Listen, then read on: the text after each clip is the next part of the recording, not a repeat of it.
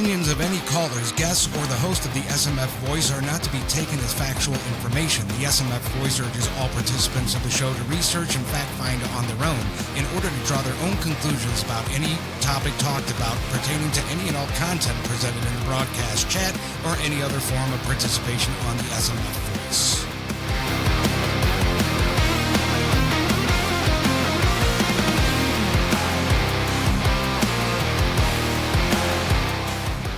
Hello, everybody, and welcome to the Stow Munroe Falls Voice. This is a brief episode to go over a few things about Issue 31, the school bond issue that's going to be on the ballots this November. It's not my attempt to tell you how to vote. It's not my attempt to give you any facts. We already covered that in a couple of the previous episodes, like with Mike Sheehan, who's on the Stow Munroe Falls Board of Education. We covered it with Marty Simpkins, who's a resident here in Stow, who did all the research about the monies that they're asking for and conditions of school buildings, etc. And we also talked about it with Jeannie Fensel and Dina Weber on the last show, just briefly touched on it, talking about, you know, what exactly this bond issue is all about. There's a lot of stories going around. Tonight, there's a town hall at City regarding this issue, of which apparently the only people that are allowed to use any city property or anything are those that want to push for the levy. Those of us that are going to be responsible for actually paying it really have no voice whatsoever. So I kind of wanted to put this together on the night that they're going to be doing this town hall, not to tell you how to vote, but actually to give you some ideas on some questions that you should be asking yourself, that you should be researching, which is something that Jeannie Fensel, Dina Weber, and myself talked about at length on the last show. Researching and God forbid, and God help you, if you actually use these questions and ask the people that are responsible for not only drafting this issue, this bond issue, but getting it put on the ballot as well. These are questions that have been asked ever since the whole idea of the bond issue came up, and they've never been answered, maybe in a very general sense. And I'll give you an idea of a general answer on something, okay? Let's pretend I'm selling my truck. I have a 2011 Dodge Ram, and it's, it's older, and let's just pretend I'm putting it up for sale for $50,000. You might ask, wow, that's a lot of money for a 2011 truck. And you might ask me what kind of condition it is, what kind of miles on it are on it, et cetera. And, if I was giving you a general answer that really didn't answer your question, I might say something like, well, in 2010, this truck was actually built. It was late in the year in 2010, so they considered it a 2011 model, and it was built by the Chrysler Corporation. And it's a truck, and it's a pickup truck, and it's good, and it's $50,000. That's a very general answer to, you even asked for the condition, and I didn't give it to you. I just told you that, where it was made each year. I just basically said what the truck was all about, how I put it in the ad. These are the kinds of answers that our administration in the district, in the school district, and our Board of Education members are giving us. So, I mean, really, to go out and vote and have some good information to go on when you get that ballot, I think that you should be very informed. And if you're not informed, you should question whether you should vote yes or no. If you vote yes, you're going to be just allowing them to, tax you a lot of money for 30 plus years. And there's a lot of other questions involved with this levy of its purpose that they haven't answered either. So let me give you a few ideas of what I'm talking about here. Ask yourself, do the research, and again, God forbid you ask the people responsible for creating this whole thing, ask them for evidence that building all new school buildings has it actually improved the state of the schools. Has it actually improved grades? Has it improved graduation rates? Has it improved, the kids' future in any way, shape, or form? Ask them for some proof of that. I think that's a valid question. What do other districts have to show that shows that building new buildings is actually going to create academic excellence? And really, that should be a question that they should hop on right away and give you specifics right off the bat. So I would urge you to ask that question. I'm going to give you another idea. Who's going to construct these buildings? Who's responsible for that, for the construction of all of these school buildings? Because right now, our district went to a state organization called the Ohio Facilities Construction Commission, I believe is what it's called, OFCC. And they don't actually do the building. They're kind of like the contractors, the bosses. They kind of get an idea of what's going to be involved. However, they have yet to give answers about where these school buildings are going to be built, what they're going to look like, all that's going to be entailed in it, what each school building is going to cost. None of these questions have been asked, none of these questions have been answered. They've been asked a million times, and again, we get generalized answers, which doesn't hit on any specific, or satisfying end, to where we can make a good decision going to the ballot box. Are there architecture drawings? Do we know what these are going to look like at all? Are these going to continue to be built on swampland? These are all good questions that you would ask, because if you're going to buy my truck, you kind of want to know some specifics about it. Does it have any rust? What kind of an engine is in it? What actual model is it? I just said a 2011 Dodge Ram, but it could be a half ton, a 3/4 ton. You don't know. And I'm not going to give you the answers. I just expect you to come and give me $50,000 for my truck. Not one of you would do that. Not one. I don't care if you're Democrat, Republican, liberal, conservative. Not one of you would come to my door and give me $50,000 for a truck that you haven't seen and that I've given so very few generalized answers. Go up and ask if any of this land has been surveyed. I don't know how it could be surveyed because I don't think that they actually know where it's going to be built. How much could these schools overrun the cost? In other words, if they tell you that, school A or school B is going to run a certain amount of $1 million, is there a chance of overrunning that cost? What districts are they looking at? What other examples are they looking at to where they can give you a satisfactory answer of if that cost could go over what they're telling you it is?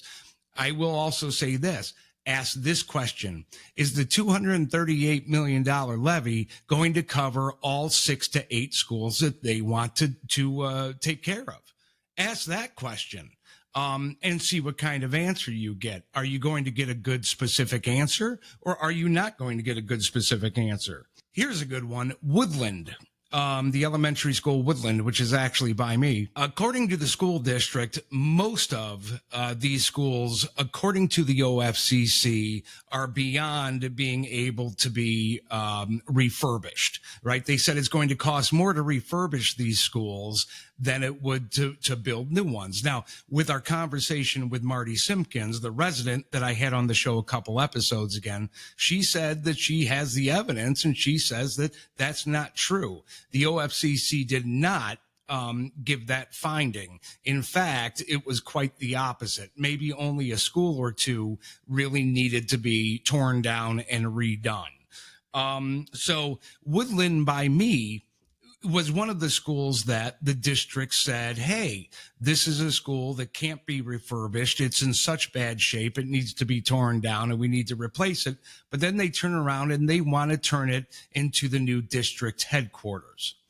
How is that saving money whatsoever? And how is that even possible if the building is supposed to be torn down because it's so bad? but they're going to go ahead and say, well, we're going to use it for, the district headquarters. That's where we're going to move to. Again, I'm not saying don't vote yes, or I'm not saying vote yes, vote no. I'm saying ask the questions and get the specified answers. If there are overruns as far as the cost of building these schools, who's going to be on the dime to pay for that? Does that mean that they're going to be putting other levies up for, taking care of this? Or does this levy that we currently have some weird hidden thing in it, some kind of clause to where if there are overruns, they can add it to this levy without even putting it on another ballot? It's just something that can go on. Is that possible? Who is actually going to take care of those overruns should those costs go over the costs that they say that they're going to be? I have so many questions here that you could ask and look for specific answers that you're not going to get, I don't think. I think you're going to get very generalized answers. If the bond fails, is this going to go back to committee, and are they going to try to do this again? There's just so much that is missing. Basically, all they're doing right now, in my opinion, the way that I see it, is that they're putting $238 million on a ballot for you to approve with no specifics whatsoever. But ask the questions. Get specified answers to your questions. You're the ones that are going to be paying this. This could, if you live in a $200,000 home, this will run you $600 more a year. If you live in more than a $200,000 home, which a lot of us do now because of inflation, it's going to cost you more. And I got news for you too. If we start having a major exodus out of the city of Stow, you will be responsible for more money that will be assessed to your property taxes to make up for that loss. Are you prepared to do that for a plan, for a school levy of which there are no specifics whatsoever? Ask the questions and get specific answers, either by research. Well, you got to start with yourself. Ask yourself the questions.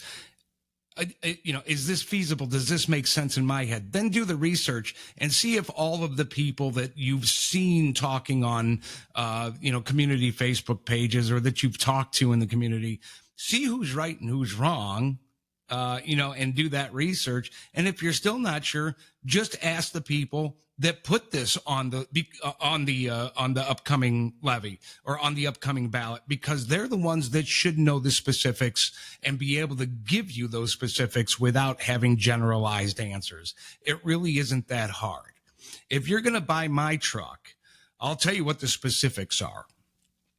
I have a 2011 Dodge Ram Power Wagon. It's got a 5.7 Hemi in it. It's got a high rate ratio gearbox because it is a power wagon. It's meant more for pulling stuff out than it is for long haul towing. It's got 105,000 miles on it, a little bit of rust under the rocker panels. Not that went all the way through. It's more surface rust than anything. And sometimes it decides to start, sometimes it doesn't. Are you going to pay $50,000 for that? I didn't think so. Why? Because I just gave you the specifics, and I kind of screwed myself if I'm really trying to get that 50 grand. And in my opinion, this is my opinion. As I said, this radio show, I'm trying to keep fair, but it's hard to do when I'm watching all of you residents, all of you good people out there that are going to work, making money, just trying to make ends meet with your families, trying to raise your kids, vet bills, right? Everybody's got a fur baby they got to take care of. You're working hard for your money, and you have people in your community that are just giving you generalized answers to huge sums of money that they want from you. Ask the hard questions, get the answers, and then go to the ballot box and make an informed, and I can't say this enough, I've said it over the last few shows, make an informed, responsible decision when you go to vote. Other than that, I'm just going to tell you where you can catch the show here, obviously on YouTube. You can find us on Facebook at SMF Voice. You can find us on iTunes. No, Spotify. You can find us on Spotify at SMF Voice. And to get a hold of me via email, if you have any questions, concerns, ideas for guests, if you want to be a guest yourself, go ahead and email me at smfvoice@twc.com. I am looking to get a show back on the air this coming Tuesday. As I told you in the last show, there was going to be a week hiatus. I have somebody who's in the bullpen right now, and hopefully she's going to be able to make the interview. I plan on talking to her tonight and hopefully interview before then and have it up next Tuesday. And if she can do it, I can tell you not to miss that show, because this woman has an incredible story, is extraordinarily well spoken, damn near famous in this area. And if you haven't seen her, you're in for a treat, because wow, is she good. So hopefully by next Tuesday, I'll get another show up and we'll go from there. Sorry about the unprofessionalism here, but I just kind of did this spur of the moment while I had a second. I have a very busy work week this week. So in the meantime, I hope to see you later. Thank you for continuing to support this show and watch. We're getting more and more numbers. I'm getting contacted more and more. And, it's nice to have community involvement. Again, the live shows will be coming, and just stick with me, and I appreciate it. Until next time, we'll see you later. Have a good rest of your week.